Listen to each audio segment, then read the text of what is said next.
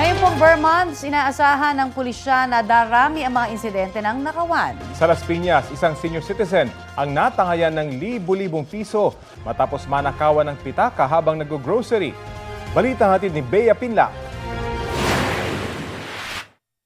Iyan lang pong inaasahan namin na libos pa po. Hindi ko na maintindihan kung paano pong mangyari sa buhay namin mag-ina. Bumuhos ang luha ng 63 anyos na babaeng ito nang ikwento niya kung paano siya nanakawan ng wallet sa isang grocery store sa Barangay Almanza 1, Las Piñas City. Nangyari ito hapon nung Sabado. Yung biktima ay habang nagro-grocerya doon, namimili, ay umarang po ang isang suspect na isang gay. Sorry siya ng sorry. So nagtakan na niya ako. Sabi ko, sorry ka nga lang. Sorry pero hindi mo naman binibitawan yung pushcart ko. Matagal-tagal din bago niya nabitawan. Hindi raw niya namalayan na ninanakaw na pala ang wallet niya ng sandaling yon. Nag-distract na po yung biktima. Another suspect na nasa likod ay dinudukot na niya yung wallet ng biktima. Wala pang isang oras matapos makuha ang wallet niya, napag-alaman na may nag-withdraw na sa bank account niya. Siguro nahulaan na lang yung PIN number ko po. Nang binalikan ang CCTV, nakitang naglalakad galing sa bangko ang dalawang suspect. Ang halaga na nakuha umano sa bank account ng biktima, humigit kumulang 50,000 pesos.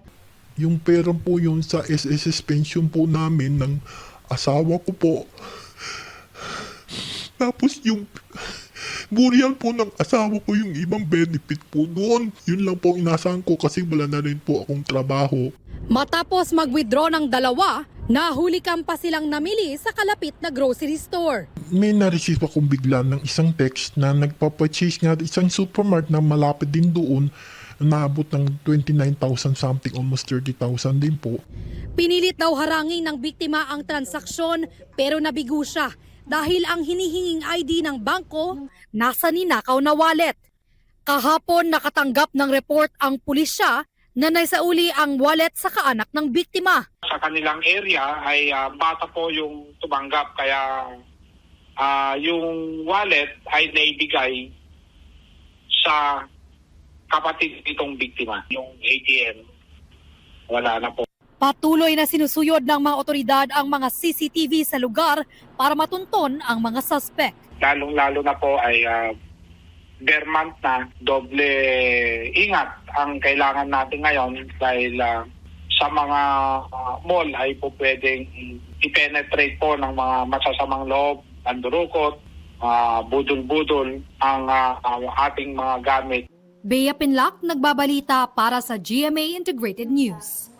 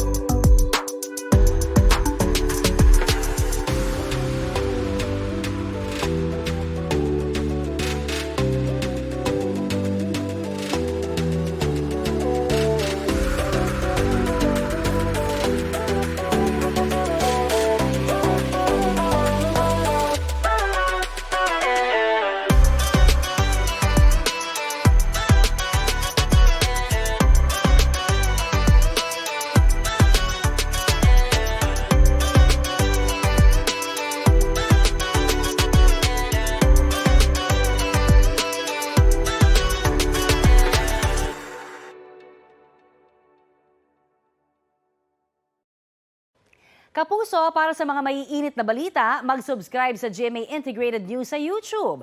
Sa mga kapuso naman abroad, subaybayan nyo kami sa GMA Pinoy TV at sa www.gmanews.tv.